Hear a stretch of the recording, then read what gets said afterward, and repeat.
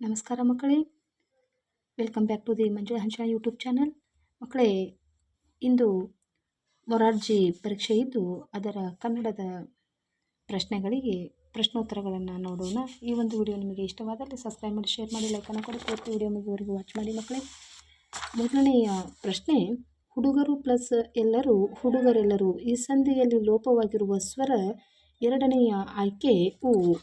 ಎರಡನೆಯ ಪ್ರಶ್ನೆ, ಅಕ್ಕ ಮಹಾದೇವಿಯವರ ಜನ್ಮಸ್ಥಳ ಶಿವಮೊಗ್ಗ ಜಿಲ್ಲೆಯ ಶಿಕಾರಿಪುರ ತಾಲೂಕಿನ ಡ್ಯಾಶ್ ಗ್ರಾಮ.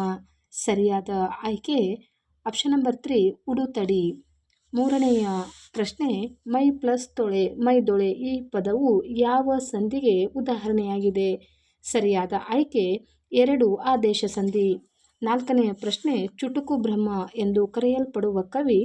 ಸರಿಯಾದ ಆಯ್ಕೆ 1 ದಿನಕರ ದೇಸಾಯಿ.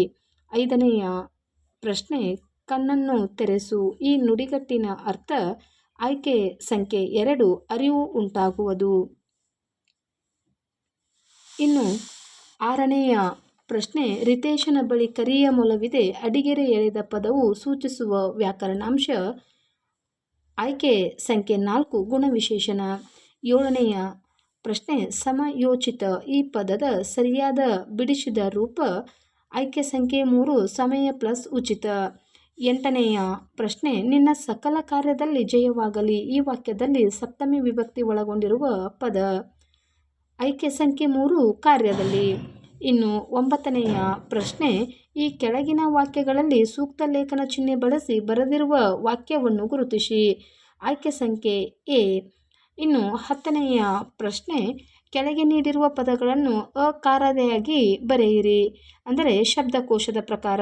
ಸರಿಯಾದ ಆಯ್ಕೆ 4 ಮಾವ, ಮೀಸೆ, ಮೈಸೂರು, ಮೊಸರು. ಇನ್ನು 11ನೆಯ ಪ್ರಶ್ನೆ, ಆಯ್ಕೆ ಸಂಖ್ಯೆ ಇಲ್ಲಿ 2 ಆಗುತ್ತೆ. ಕಾವೇರಿ ಕೊಡಗಿನ ಭಾಗಮಂಡಲದ ಬೆಟ್ಟದ ಬಳಿ ಕಿರಿದಾಗಿ ಹುಟ್ಟಿ ಕೆಳಗೆ ಹರಿಯುತ್ತದೆ. ಮೇಲಿನ ವಾಕ್ಯವನ್ನು ಇದು ಪೂರ್ಣಗೊಳಿಸುವ ಪ್ರಶ್ನೆಯಾಗಿದೆ. ಇನ್ನು 12ನೆಯ ಪ್ರಶ್ನೆ, ತಪ್ಪು ಮಾಡಿದವರನ್ನು ದಂಡದಿಂದ ಶಿಕ್ಷಿಸಿ ದಂಡ ಹಾಕುವುದು ಸಂಪ್ರದಾಯವಾಗಿತ್ತು. ಈ ವಾಕ್ಯದಲ್ಲಿನ ದಂಡ ಪದವು ಸೂಚಿಸುವ ನಾನಾರ್ಥಗಳು. ಸರಿಯಾದ ಆಯ್ಕೆ ಎ ಕೋಲು ಮತ್ತು ಶಿಕ್ಷೆ. ಇನ್ನು 13ನೆಯ ಪ್ರಶ್ನೆ, ಪತ್ರ ಬರೆಯುವಾಗ ಅನುಸರಿಸಬೇಕಾದ ಸಾಮಾನ್ಯ ನಿಯಮಗಳನ್ನು ಕ್ರಮವಾಗಿ ಹೆಸರಿಸಿ. ಇದಕ್ಕೆ ಆಯ್ಕೆ ಸಂಖ್ಯೆ 1. ಇನ್ನು 14ನೆಯ ಪ್ರಶ್ನೆ, ಮಾದರಿಯಂತೆ ಬರೆ. ಬಂದನು ಈ ಪದದ ಧಾತುರೂಪ ಬರು, ತಿಂದನು ಈ ಪದದ ಧಾತುರೂಪ ತಿನ್ನು. 15ನೇ ಪ್ರಶ್ನೆ, ಬೆಟ್ಟದ ಮೇಲೊಂದು ಮನೆಯ ಮಾಡಿ. ಆಯ್ಕೆ ಸಂಖ್ಯೆ 3 ಮೃಗಗಳಿಗೆ ಅಂಜಿದಡೆಂತಯ್ಯ. ಇನ್ನು 16ನೆಯ ಪ್ರಶ್ನೆ, ಓಡಾಡಿಕೊಂಡು ದನಕ್ಕಾದರೆ ಬೇಗನೆ ಹೊತ್ತು ಮುಳುಗುತ್ತಾ. ಈ ಗಾದೆ ಮಾತನ್ನು ಬರಹದ ಗ್ರಾಂಥಿಕ ಭಾಷೆಯಲ್ಲಿ ಬರೆದಾಗ ಓಡಾಡಿಕೊಂಡು ದನಕ್ಕಾದರೆ ಬೇಗನೆ ಹೊತ್ತು ಮುಳುಗುತ್ತದೆಯೇ? ಇನ್ನು 17ನೆಯ ಪ್ರಶ್ನೆ, ಪ್ರಜ್ಞಾವಧಾನೆ ಈ ಪದದ ಅರ್ಥ. ಆಯ್ಕೆ ಸಂಖ್ಯೆ 2 ಜಾಣ ಹಾಗೂ ಬುದ್ಧಿವಂತ. 18ನೇ ಪ್ರಶ್ನೆ, ಅಣ್ಣ ಪತ್ರವನ್ನು ಬರೆದನು ಈ ವಾಕ್ಯವನ್ನು ಬಹುವಚನ ರೂಪದಲ್ಲಿ ಬರೆದಾಗ. ಆಯ್ಕೆ ಸಂಖ್ಯೆ 3 ಅಣ್ಣಂದಿರು ಪತ್ರಗಳನ್ನು ಬರೆದರು. 19ನೇ ಪ್ರಶ್ನೆ, ಮುಳ್ಳಯ್ಯನಗಿರಿಯು ಕರ್ನಾಟಕದಲ್ಲಿರುವ ಅತ್ಯಂತ ಎತ್ತರವಾದ ಬೆಟ್ಟ. ಈ ವಾಕ್ಯದಲ್ಲಿರುವ ರೂಢನಾಮವನ್ನು ಗುರುತಿಸಿ. ಇದಕ್ಕೆ ಆಯ್ಕೆ ಸಂಖ್ಯೆ 3 ಬೆಟ್ಟ ಎನ್ನುವುದು ರೂಢನಾಮ. ಇನ್ನು 20ನೆಯ ಪ್ರಶ್ನೆ, ಗುಂಪಿಗೆ ಸೇರದ ಪದ ಗುರುತಿಸಿ. ಭಕ್ತ, ಆಜ್ಞೆ, ಹೆಜ್ಜೆ, ಚಕ್ರ.